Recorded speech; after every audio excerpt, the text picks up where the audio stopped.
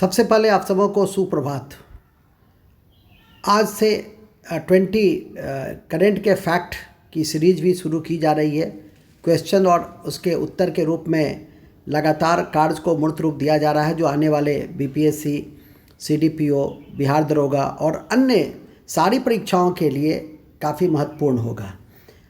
तो ध्यान रखेंगे। उसी तरह से तथ्यवार भी इसकी विश्लेषण की जा रही है और इसी कड़ी में हाल ही में पहले तथ्य से इसकी शुरुआत की जा रही है। और हाल ही में डेनमार्क ने समुद्र में आर्टिफिशियल द्वीप बनाने का फैसला किया है, जिसका नाम लिनेट होम रखा गया है। आप लोगों ने आज पेपर में भी पढ़ा होगा, तो ये फर्स्ट फैक्ट है जिसको याद रखेंगे। दूसरा है, नासा द्वारा वित्त पोषित साउंडिंग रॉकेट से साइबर 2 इंस्ट्रूमेंट लॉन्च किया जा रहा है, जिसका उद्देश्य ब्रह्मांड में तारों की संख्या की गणना करना है। तो ये ध्यान रखेंगे। तो ये भी इम्पॉर्टेंट है, साइबर 2 इंस्ट्रूमेंट्स। तो उसका उद्देश्य क्या है और कौन इसको प्रक्षेपित कर रहा है। 5 जून कल आप लोगों ने विश्व पर्यावरण दिवस को मनाते हुए देखा होगा और कई लोगों ने मनाया भी होगा। इसकी शुरुआत प्रथम विश्व पर्यावरण सम्मेलन जो स्टॉकहोम में हुई थी 1972 में, उसमें किया गया था। और 2021 का इस वर्ष का जो थीम है वह री इमेजिन, रिक्रिएट, रीस्टोर रखा गया है और इसके मुख्य फोकस इकोसिस्टम रीस्टोरेशन पर है। इसका अर्थ है पर्यावरण को होने वाली जो क्षति है उसको बाधित करना और उसको रोकना अति महत्वपूर्ण है ये फैक्ट। और साथ ही यह भी महत्वपूर्ण है कि पाकिस्तान संयुक्त राष्ट्र पर्यावरण कार्यक्रम की साझेदारी के साथ विश्व पर्यावरण दिवस 2021 की मेज़बानी भी कर रहा है। तो इस दृष्टि से भी इसे याद रखेंगे। इसके बाद है, सेज प्रोजेक्ट का संबंध सामाजिक न्याय और अधिकारिता मंत्रालय से है। तो यह भी काफ़ी महत्वपूर्ण तथ्य है। और फिर हाल ही में मॉरिशस के पूर्व प्रधानमंत्री अनिरुद्ध जगन्नाथ का निधन हो गया। तो पूछा जा सकता है कि अनिरुद्ध जगन्नाथ किस देश के प्रधानमंत्री थे जिनका हाल ही में निधन हो गया। तो इसे भी ध्यान रखेंगे। इसके अलावा फेनग्विन 4B चीन का उपग्रह है और काफ़ी चर्चित है, तो इसे इस रूप में आप याद रख सकते हैं, जो काफ़ी महत्वपूर्ण है। इसके बाद हाल ही में चर्चित उमंग एक एकीकृत मोबाइल एप्लीकेशन ऐप है और जो भारत सरकार का all in one single multi channel multi platform multi service mobile app है, जिसका नियंत्रण इलेक्ट्रॉनिक्स और सूचना प्रौद्योगिकी मंत्रालय द्वारा किया जा रहा है। एक ही मोबाइल ऐप के माध्यम से प्रमुख सरकारी सेवाओं की पहुंच को यह सुनिश्चित करेगा और इसको 2017 में लॉन्च किया गया था। तो पूछेगा उमंग क्या है और इसका संबंध किस मंत्रालय से है।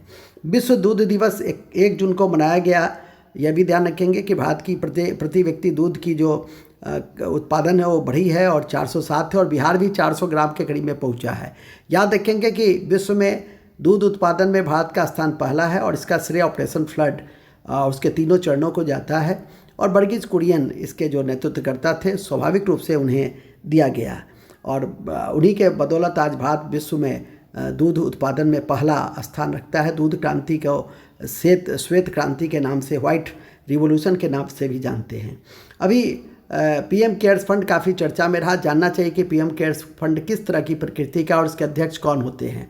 तो यह संकटपूर्ण स्थिति से निपटने के लिए स्थापित किया गया, विशेषकर कोविड-19 महामारी से जुड़े हुए उत्पन्न जो संकटपूर्ण स्थिति थी। और इसकी प्रकृति सामाजिक, सार्वजनिक, धर्मार्थ ट्रस्ट की और इसके अध्यक्ष प्रधानमंत्री होते हैं और रक्षा मंत्री, गृह मंत्री और वित्त मंत्री इसमें शामिल होते हैं। हाल ही में नासा ने शुक्र के अध्ययन के लिए मिशन भेजने का फैसला किया और इसका मुख्य उद्देश्य है कि पृथ्वी जैसे ग्रह कैसे विकसित होते हैं, पृथ्वी के आकार के एक्सप्लेनेट, हमारे सूरज के अलावा किसी अन्य तारे की परिक्रमा करने वाले ग्रह को एक्सप्लेनेट कहते हैं, उसकी क्या स्थिति है और पृथ्वी के जलवायु के प्रतिरूपण में भी ये मदद करेगा। तो ये फैसला नासा ने किया है शुक्र के अध्ययन के लिए मिशन भेजने का। हालांकि पूर्व में भी कई मिशन गए हैं। इसके अलावा हाल ही में केंद्र सरकार ने संघाई सहयोग संगठन के सभी देशों के बीच मास मीडिया के सहयोग को बढ़ाने के लिए एक समझौते का अनुमोदन किया।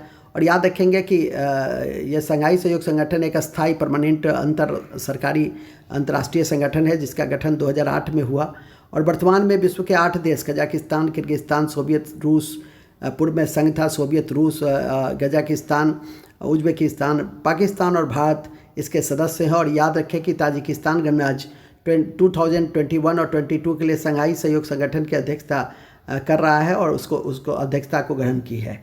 इसके अलावा हाल ही में विश्व के किसानों के लिए भारतीय किसान उर्वरक सहकारी लिमिटेड, जिसको इफ़को कहते हैं, वो विश्व का पहला नैनो यूरिया लिक्विड उर्वरक तैयार किया है। और उसको जानकारी में रहनी चाहिए कि यह भारत की सबसे बड़ी सहकारी समितियों में से एक है, जिसका पूर्ण स्वामित्व भारतीय सहकारी समितियों के पास है। हाल ही में बिहार एक ऐसा राज्य है, हमेशा एक रोल मॉडल के रूप में आजकल काम कर रहा है। हालांकि नीति आयोग के द्वारा जारी सतत विकास सूचकांक में इसका स्थान सबसे निम्न है और 52 स्कोर ही प्राप्त किया है, लेकिन एक रोल मॉडल के रूप में आरक्षण के क्षेत्र में है। महिला आरक्षण के क्षेत्र में जो तकनीकी उच्च शिक्षा के लिए जो 1/3 हॉरिजॉन्टल कोटा के लिए निर्धारित किया, तो ये काफ़ी बड़ी उपलब्धि है। इससे सशक्तिकरण को, महिला सशक्तिकरण को बढ़ावा मिलेगा। इसके अलावा है, हाल ही में मध्य प्रदेश ने अंकुर नामक योजना का शुभारंभ किया, जिसके तहत नागरिकों को मानसून के दौरान पेड़ लगाने के लिए सम्मानित किया जाएगा। और इसी कड़ी में बिहार पृथ्वी दिवस जो 9 अगस्त को मनाए जाएंगे, बिहार सरकार ने भी 5 करोड़ फैसला किया है कि वृक्ष लगाने का। और अभी जो हरित आवरण जो 15% है, उसको 17% पर करना है, इसे याद रखेंगे। इसके बाद है, चीन की कम्युनिस्ट पार्टी ने अपनी 100वीं वर्षगांठ के अवसर पर रेड पर्यटन की लोकप्रियता बढ़ाने पर बल दिया है। तो पूछा जा सकता है कि हाल ही में कौन सा देश रेड पर्यटन की लोकप्रियता बढ़ाने पर बल दिया है। और ये भी काफ़ी महत्वपूर्ण है, स्वस्तिक तकनीक। और ये पुणे के CSIR ने तैयार किया है। प्राकृतिक जल का उपयोग, उसका जल को कीटाणु रहित बनाने के लिए इस तकनीक का विकास किया है, जो इम्पॉर्टेंट है। विश्व मौसम विज्ञान संगठन का मुख्यालय जिनेवा में है। और याद रखें कि विश्व मौसम विज्ञान दिवस 23 मार्च को होता है, जबकि भारतीय मौसम विज्ञान दिवस 15 जनवरी को। और भारतीय मौसम विभाग की जब स्थापना 1875 में हुई थी, तो इसका मुख्यालय कलकत्ता में था, वर्तमान में नई दिल्ली में है। और ये वर्तमान में पृथ्वी विज्ञान मंत्रालय के तहत कार्य करता है। और साथ ही इसके जो वर्तमान महानिदेशक हैं, वो मृत्युंजय महापात्र हैं, जिसे हर संभव स्थिति में याद रखेंगे। इसे किसी भी स्थिति में नहीं भूलेंगे। PSLV C51 के जरिए ब्राज़ील का उपग्रह इमेजिनिया एक श्रीहरिकोटा से प्रक्षेपित किया गया है। तो पूछा जाएगा कि इमेजिनिया कहाँ का उपग्रह है और किस लॉन्च व्हीकल से इसको प्रक्षेपित किया गया है। तो PSLV C11 इसको याद रखेंगे। नाइजीरिया के पूर्व वित्त मंत्री नागोजी इबोला WTO की नवीनतम महानिदेशक के रूप में नियुक्ति हुई। इस संगठन में कुल 164 देश है। और किसी भी स्थिति में नहीं भूलेंगे कि इसके निर्णय निर्धारणकर्ता मंत्रिमंडलीय जो सम्मेलन होता है वो करता है। पूरा नाम नागोजी उंकोजी इबोला है, जो ध्यान रखेंगे। Women sports women of the year 2020 का पुरस्कार कोनोरो हम्पी, जो शतरंज की खिलाड़ी थी, उनको दिया गया। हॉलीवुड के प्रसिद्ध 78वीं गोल्डन ग्लोब पुरस्कार का वितरण किया गया है। सर्वश्रेष्ठ फिल्म नोमैडलैंड, जिसकी निर्देशिका क्लोज झाऊ हैं, जो काफ़ी इंपॉर्टेंट है। और सर्वश्रेष्ठ अभिनेता चैडविक बोस को दिया गया है, किसी भी स्थिति में नहीं भूलेंगे। संगीत के क्षेत्र में नोबेल पुरस्कार माने जाने वाले ग्रैमी पुरस्कार का वितरण हाल ही में लॉस एंजल्स से किया गया। और इसमें बियोंस ने सर्वाधिक 28 ग्रैमी जीतने वाली गायिका बनी। और इन्होंने पूर्व के जो QG जोन्स थी, उनका इन्होंने रिकॉर्ड की बराबरी की। तो यह भी एक इम्पॉर्टेंट फैक्ट है।